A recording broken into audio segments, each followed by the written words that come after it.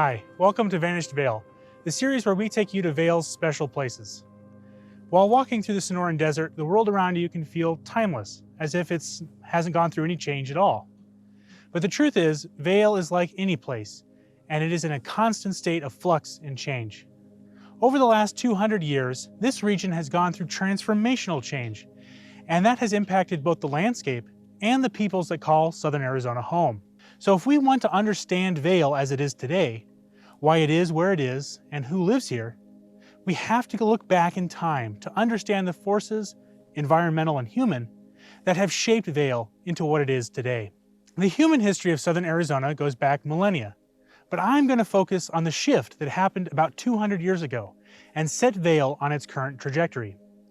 To understand those changes, we need to zoom out and contextualize the Southwest in the era of European colonization that began nearly 550 years ago, a time when the American continental empires were newly formed. The United States emerged from the British colonies in North America, and those colonies were the imperial extension of British rule. The new United States inherited that empire, and they inherited land claims stretching from the Atlantic coastline all the way to the Pacific Ocean. The American empire, much like its British forebear, held dominion over territories with rules and structures very different from those within the states. Around the same time, Mexico emerged from the Spanish Empire, inheriting its territorial claims to much of North America. Both empires had a fundamental blind spot, and that was the native peoples who already inhabited this land. In the minds of many Americans and Mexican citizens in the 1820s, their imperial claims superseded the millennia-long histories of native peoples. This attitude has been conceptualized under the umbrella Manifest Destiny, which is the belief held by many American citizens that the United States was supreme and special among nations and had been granted a special destiny by the Christian God to conquer and possess all the lands of North America. Many beholden to Manifest Destiny extended their vision of conquest to areas like the Caribbean and into South America, and sought U.S. dominance through either direct possession or through controlling influence. This way of thinking inspired a lot of people to lay plans for all the land they did not possess, and we can see this as early as the turn of the 19th century. The Louisiana Purchase in 1803 was the first major coup for American Manifest Destiny. With claims on the map now stretching far beyond the Mississippi River, Americans believed themselves entitled to all of it and more. Now the reality is that indigenous groups already lived in and controlled these areas. It was their home. They controlled the Great Plains, the Southwest, and beyond. Besides that, there were no quick ways to get to the Pacific. And beyond rare exceptions, American citizens or American subjects did not live west of the Mississippi. Now this is a very different reality from the one painted on the map of the United States. This is also very similar to those territorial claims of Mexico. On paper, the Empire of Mexico stretched from the Yucatan all the way to British Columbia, and it stretched over what is now the states of Nevada, Colorado, New Mexico, Arizona, California, and Texas. A massive chunk of the North American continent. But again, the reality is that although there had been some Spanish incursions into North America, and a scattering of missions established, and there were some small towns, they were tiny, isolated clusters, almost like islands in the ocean, totally separate from Mexico itself. In the early 1800s, North America looked very different on the map of empires than it did in person. Almost no place demonstrates this dissonance better than here in the Southwest. Spanish missions and Spanish settlements had been established in this region slowly, moving up into what is now Tucson from the early 1600s. But this was a slow process with very few people involved. At its height, maybe a few hundred. And maybe a few hundred Spanish Mexicans were involved in this process. The overwhelming majority of people still living in the greater Tucson area were Tohono O'odham, Yaqui, Apache, and other native groups. The truth that everyone on the ground knew was that Spain might hold political claim over these lands, but the real power brokers were the indigenous peoples. In an attempt to secure their hold and claim to this area, the Spanish sent a military force north from Tubac to establish a new presidio and secure this valley from the Apache, who were the de facto rulers. When the presidio was established in 1775, it was the northernmost tip of Spanish colonization in Arizona, And if we look at the history of the Presidio itself, we see that this hold was tenuous at best. Now, there's a great way of thinking about empires and cultures as core and periphery. When you're in Mexico City, you're at the core, and there's no doubt in your mind that you're in Mexico. But the further away you get, when you get to the periphery, the extreme edges of that empire, for example, Tucson, it's not very clear on the ground where you're at. There may be a Spanish flag flying over the Presidio, and people might be speaking Spanish, but there are few cultural connections to Mexico City itself, and the actual power on the ground is negotiated with local partners, not the government in Mexico City. This is important for us to remember before we speak about the changes that are about to happen, because when we get down to the granular level, things are much more complicated than they appear on maps. On maps, history looks really simple, because the way we tend to draw them is in neat nation-state boundaries. But if we redraw our maps to show the actual areas of control, cultural differences, different people groups, competing interests, and their overlap, we see a much more complicated picture. Now, in the early 1800s, the idea that the United States was going to be a continental empire stretching from the Atlantic all the way to the Pacific were simply the newest manifestations of a hundreds-year-long dream of both Europeans and Americans to establish robust trade routes to China and India. But it was still just that, a dream. However, those dreams took root in people's minds, and one such person was James GADSDEN. GADSDEN saw the emergence of railroads and realized this is going to be a way for the United States to expand and seize this territory and move into it and rapidly settle it. And now is a good time to acknowledge the quote-unquote elephant in the room of American history: slavery. Slavery defined the American economy from the colonial period through the Civil War. And it was those tensions inside the slave economy of the United States between the slave-dominated southern states and the northern industrializing states that suffuses this whole era. And we can't speak about the Southwest without noting that people like GADSDEN were intensely interested in expansion into the Southwest as a way to expand slavery into the Southwest, to expand the power and role of slave states in the Union, and to attempt to make more of the United States interwoven with the institution of race-based inherited chattel slavery.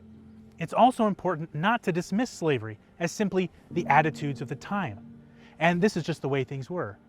In fact, what we see is that slavery was always incredibly contentious, and the abolitionist movement was a huge force, both in Congress and at the grassroots level, to stop the spread of slavery into newly acquired territories. So all of this is fermenting inside the United States around the time of the Mexican-American War. Now, at the same time these political turmoils are happening in the United States, Mexico is having its own constant political infighting. It has the onerous task of attempting to build a republic out of centuries of direct monarchical rule. The United States, on the other hand, had essentially been self-governing for hundreds of years before the Revolution. And so when it stepped into being a republic, it was a far smoother process than that of Mexico. Mexico had to go through many revolutions in order to tear down the cultural and institutional barriers that blocked it from becoming a true democratic republic that the United States simply did not have to go through. By the 1830s, Mexico was trying to cement its grasp on its northern territories. And one of the strategies it used, particularly after the 1824 Constitution, was to encourage American immigration. Mexico saw in the United States a sister republic full of people with similar goals, who could help bring about their vision of the Mexican Republic. So Mexico encouraged Americans to settle in its northern territories, like Tejas, and farm it and establish themselves. However, something Mexico wanted was for the Americans to become Mexicans and to renounce their American citizenship, embracing their Mexican citizenship, and to learn Spanish. And what we see is that a lot of lip service was paid by those Americans who immigrated to Mexico's northern frontier, and they essentially wanted to remain Americans in northern Mexico. Now, why did Mexico need these Americans to move in? Well, as Brian DeLay goes into great detail in his book War of a Thousand Deserts, the Comanche were the real power brokers of the Rio Grande, and the Comanche raids had made it very undesirable, unprofitable, and outright dangerous to settle in these regions. Mexico was hopeful that American immigrants would colonize the northern frontier and act as a bulwark against Comanche and Apache raids. But instead of bringing the northern frontier firmly into the grasp of the empire, American immigration led to its loss. In 1834, a rebellion within the province of Tejas, led by former Americans, broke away from Mexico in a bloody fight. After 2 years of conflict, the Republic of Texas was established. We're not going to delve into the history of Texas independence, but the aftermath is important for us here in Vail because it sets a trend. It shows us how Americans moving into Mexican territories are going to interact over the next 10 years and how those Americans are going to behave. Those American settlers largely do not assimilate and they hold on to their American identities. This is going to become crucial during the Mexican-American War. The other important thing that Texas shows us, and it showed the Mexicans, was that even if Americans created an independent state, they would eventually need to get bailed out by the Americans. And what we see in Texas is that the United States is all too happy to incorporate Texas into the United States. From the Mexican perspective, what they see is the American empire is going to come after their territorial possessions. Between 1836 and 1846, this creates a looming American threat. And in popular media on both sides of the border, they begin to paint the other side as hostile and barbarous. To people like GADSDEN and other American expansionists, the independence of Texas was proof of manifest destiny and legitimized the role of violence to seize land from a neighboring republic. One of those emboldened American expansionists was going to become president, President James Polk. While no president is single-handedly responsible for bringing an entire country to war, from his first day in office, Polk maneuvered and positioned the United States to force a conflict between the United States and Mexico. Had his ideas been unpopular, there likely would have been no war. But President Polk knew that he had the support of both his party and the opposition, because there was a shared mutual American dream, manifest destiny. And that dream transcended party and kind of transcended views on war and expansion too. Now, that's not to say the Mexican-American War was popular. The Mexican-American War was one of the most condemned wars in American history, and it's the first American war where there was a nationwide, sustained anti-war movement. In fact, Abraham Lincoln first gained national recognition with his widely publicized rebuke of Polk and the war. Despite facing criticism from the onset, especially once it was known that Polk had started the war as a naked land grab and that he ordered troops to invade Mexico in order to provoke a Mexican response, Polk's war continued. And why is that? Well, Polk had tapped into a bipartisan pool of support. Polk started a war and lied about it, but the country largely rallied around him because the cult of manifest destiny was deeply intoxicating. The death toll in terms of absolute numbers is not comparable to something like the Civil War. But if you look at the localized impact on these very small communities in the Southwest, the war was absolutely devastating. The cost was high for American forces, who were made up largely of volunteer regiments, and the Mexican forces as well. But those who suffered the most were the Mexican civilians. But most of the carnage happened nearly 800 miles away from here. In the Tucson Valley, news of the war was distant and vague. Daily life around here didn't change much. The daily realities of water harvesting, securing enough food, and maintaining a détente with the Apache, those were far more important than the clashes of distant empires. But that war would come marching right through Vail.